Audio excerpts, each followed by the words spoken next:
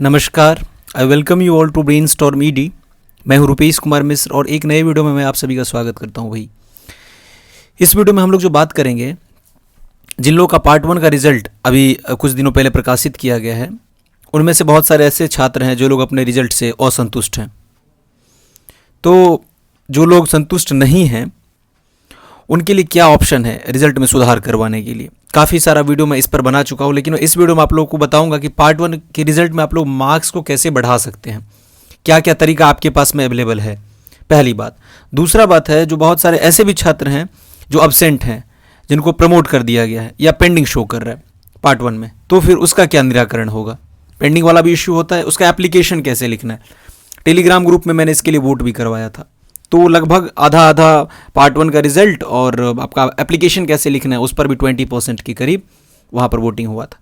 तो मैं दोनों चीज़ों के बारे में इस वीडियो में मैं डिस्कस करूँगा, लेकिन उससे पहले आप लोग चैनल को सब्सक्राइब करके रखेंगे, आपको इस तरह के नोटिफिकेशन मिलते रहेंगे। इसके लिए टेलीग्राम ग्रुप को ज्वाइन कर लेना है, लिंक मैंने ऑलरेडी डिस्क्रिप्शन बॉक्स में दे रखा है। बिना समय को व्यस्त किए मैं आपको आगे बढ़ता हूँ। देखो, ये एक स्क्रूटनी का पेपर है। सबसे पहले मार्क्स बढ़ाने के लिए मैं आपको ऑलरेडी बहुत सारे वीडियो में बता चुका हूं कि आपके पास एक ऑप्शन रहता है आरटीआई, जिसको हम राइट टू इन्फॉर्मेशन कहते हैं, ठीक है।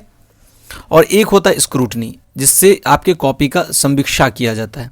जो आपका मार्क्स वगैरह जो एग्जामिनर के द्वारा दिया गया, आपकी कॉपी में आपने जो लिखा है आंसर, उस पर वो सही है या गलत है, बस। और इससे अधिक कुछ नहीं। कहीं सपोज मान लो छूट गया हो मार्क्स जोड़ने में, तो स्क्रूटनी में उसको ऐड करके ठीक कर दिया जाता है, रिजल्ट में सुधार कर दिया जाता है। देखो, ये बहुत जटिल काम है विश्वविद्यालय के लिए। एक बार जो रिजल्ट प्रकाशित हो गया, उसको चेंज करना बहुत मुश्किल है, बहुत मुश्किल।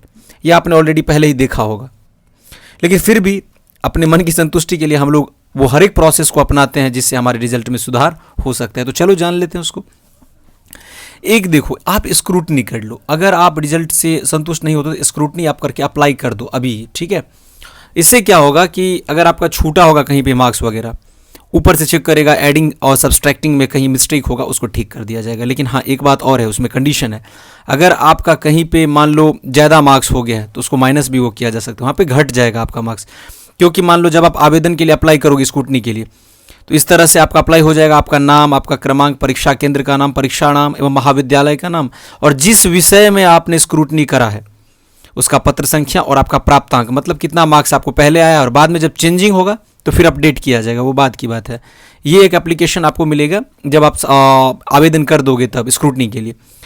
उसके बाद देखो नीचे में क्या लिखा हुआ है, पढ़ना। आवेदक द्वारा क्या घोषणा किया हुआ है। मैंने पुनर्गणना संबंधी निम्नांकित नियमों के को सावधानीपूर्वक पढ़ा है, और पुनर्गणना के फलस्वरूप जो परीक्षाफल होगा उसे मैं स्वीकार करूंगा। कुछ भी हो सकता है, प्लस भी हो सकता है, माइनस भी हो सकता है। जो लोग फेल हो चुके हैं उनके लिए तो बहुत मुश्किल है स्क्रूटनी से पास करना, बहुत मुश्किल है, ठीक है। अगर उन्होंने लिखा है लेकिन फिर भी फेल कर दिया, ऐसा बहुत कम केस में होता है कि जिस बच्चे ने लिखा है उसको फेल कर दिया जाए। एवरेज हो जाएगा, ठीक है, लेकिन फेल नहीं करेगा, जहाँ तक मुझे पता है। पूरा पता होगा। आपको 300 रुपया देना पड़ेगा। क्यों? एक पेपर का 150 रुपया। तो यहाँ पे 2 पेपर में किसी छात्र ने किया तो 2 पेपर का कितना हो गया, 300 रुपीज़ के आसपास, ठीक है। देखो यहाँ पे लिखा हुआ भी है, उत्तर पुस्तिका के पुनर्गणना हेतु क्या कंडीशन है, 5 कंडीशन यहाँ पे लिखा गया। एक तो आप ये अप्लाई कर दो, लेकिन हाँ, अगर आप ये अप्लाई कर दो तो स्क्रूटनी के लिए आप आरटीआई नहीं कर सकती हो। आरटीआई के लिए एक और कंडीशन मैं आपको बता दूं कि 6 महीने के भीतर रिजल्ट, जैसे आज प्रकाशित हुआ तो आज से 6 महीने के भीतर आपको आरटीआई करना होगा, नहीं तो फिर बाद में आरटीआई नहीं हो सकता। नॉर्मली वैसे भी कोई 6 महीने बाद तो करेगा नहीं, पहले ही करेगा। एक तो स्क्रूटनी का ये प्रोसेस हो गया मार्क्स बढ़ाने का। एक देखो आरटीआई कर देना है आपको, लेकिन आरटीआई के लिए बहुत सारा कंडीशन है, आपको इसमें बहुत जल्दी जवाब नहीं मिलता है। जबकि देखो, लोक सूचना पदाधिकारी पीआईओ जो होता है उसका काम है आपने आरटीआई किया, उस विभाग से जानकारी पूछेगा, 30 दिनों के भीतर आपको जानकारी उपलब्ध करवाना। आरटीआई एक्ट 2005 में आया, ट्रांसपेरेंसी, अकाउंटेबिलिटी, सब कुछ इसमें आया था। वो अकाउंटेबल है आपके लिए। आप कुछ भी पूछते हो किसी भी सरकारी विभाग से तो उनका काम है 30 दिनों के भीतर जवाब देना। लेकिन अगर आपको जवाब नहीं मिलता है तो फिर आगे का प्रोसेस अपनाना पड़ेगा।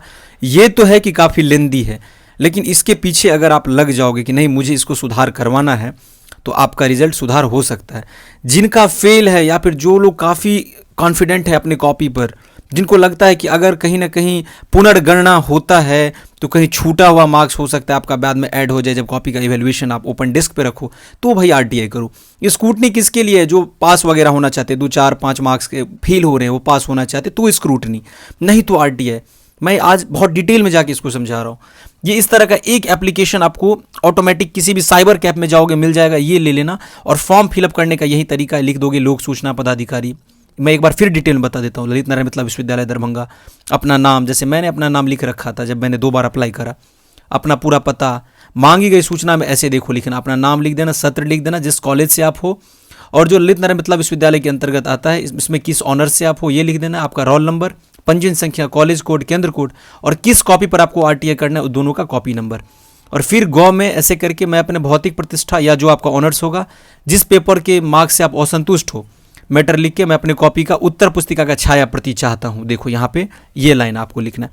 और यहाँ पे आपको ये जो कोड वगैरह है मैं आगे बता रहा हूँ ये कहाँ से आएगा। ये आरटीआई का प्रोसीजर है। यहाँ पर फिर आवेदक का नाम, हस्ताक्षर, ईमेल, यहाँ पर ये गरीबी रेखा वाले के लिए है नीचे। देखो इस तरह से एक आपको पोस्टल ऑर्डर मिलेगा 5 रुपये का या 10 रुपये का। एक 10 रुपये का लेकर के इसमें आप इंक्लूज कर सकते हो, इसमें लगा दोगे और जाके आपको आरटीआई विभाग बना हुआ है उसमें उस सेक्शन में सबमिट कर देना। या आप ऑनलाइन भी जमा कर सकते हो, मतलब पोस्ट के थ्रू भेज सकते हो। अब ये आपको 30 दिनों के भीतर जवाब मिल जाएगा। अब देखो विश्वविद्यालय के टच में रहो, अगर आपको कॉपी उपलब्ध नहीं करवाया जाता या जवाब नहीं मिल रहा है, ज़्यादा टाइम ले रहा है, तो फर्स्ट अपील कर दो। फर्स्ट अपील से पदाधिकारी के ऊपर में और प्रेशर बनता है। अगर आप आरटीआई करके छोड़ दोगे तो फिर आपका कुछ नहीं होने वाला है। निराकरण करने के लिए आपको उसके पीछे लगना पड़ेगा, काफ़ी मेहनत है। लेकिन हाँ, अगर वो सक्सेस हो जाता है तो ऐसा भी हो सकता है कहीं ज़्यादा मार्क्स का हेरा फेरी हो तो 15 से आपका मार्क्स 75 हो जाए, संभव है ऐसा। लेकिन स्क्रूटनी में इतना चेंजिंग नहीं होगा, ये आप पहले समझ लो। सेकंड प्रोसेस तो ये हो गया। थर्ड होता है एक दलाली के थ्रू, तो उसके प्रोसेस मत जाओ, क्योंकि यूनिवर्सिटी में दलालों की संख्या बहुत ज़्यादा बढ़ गया। उससे आपको बच के रहना है। किसी को 1 रुपया मत दो, लीगल जितना रास्ता है उसको अपनाना है, अदरवाइज स्क्रूटनी या फिर आरटीआई। तीसरा है जो आप एग्जामिनेशन कंट्रोलर को एक सिंपल आवेदन लिख के दो कि सर मेरे रिजल्ट में ऐसा प्रॉब्लम है, इसको एक बार आप देख लीजिए। लेकिन मुझे नहीं लगता है उसमें आपका कोई सुधार खास होगा। तो आपके पास ये 2 विकल्प है। मैं 1000 वीडियो में ये बात बता चुका हूँ, यही आपको करना है। इसके अलावा आपका रिजल्ट कहीं से सुधार नहीं होगा और कोई ऑप्शन है ही नहीं। अब आगे देखो, अब तीसरा है आप लोग का जो लोग अब्सेंट हैं, जिनका पेंडिंग वगैरह का इश्यू है। सबसे पहले आप इस तरह का एप्लीकेशन लिखोगे, सेवा में परीक्षा नियंत्रक महोदय, ललित नारायण मिथिला विश्वविद्यालय दरभंगा। उसके बाद ये भी लिखना है द्वारा। सबसे पहले आप लिखोगे मतलब अपने कॉलेज का नाम, उसके बाद एक द्वारा में होगा केंद्राधीक्षक महोदय, अपने कॉलेज का नाम लिखोगे जिस कॉलेज से आप हो। यहाँ पर भी थोड़ा ऐड करना पड़ेगा आपको। विषय आप किस बारे में बात करो, आपका रिजल्ट अब्सेंट है पार्ट 1 में सुधार करवाने के संबंध में। महाशय सविनय निवेदन है कि मैं ये लिख देना, स्नातक तृतीय खंड सत्र रसायन शास्त्र प्रतिष्ठा। सेम टू सेम सब कुछ यहाँ पे ऐसे ही रहेगा, लेकिन आपका जो इश्यू है वो आप यहाँ पे ऐड कर दोगे। अनुपस्थित है, प्रमोट है, क्या है प्रॉब्लम। और आपको क्या करना है, ये लास्ट में लिखने के बाद देखो 2-3 चीज़ें इसमें आपको लिखना पड़ेगा। जैसे मैंने आपको बताया केंद्राधीक्षक का, और फॉरवर्ड करवाना है आपको अपने कॉलेज से। पहला काम है फॉरवर्ड कहाँ से करवाओगे, पहले अपने कॉलेज से। ये कॉलेज आपका फॉरवर्ड करेगा, आपको जाना है अपने सेंटर पर। कहाँ पे जाओगे, सेंटर पर। उस सेंटर पर आपको कहने का मतलब एक मेमो मिलेगा, उस मेमो को आपको लेना है और एक टीआर टाइप का मिलता है।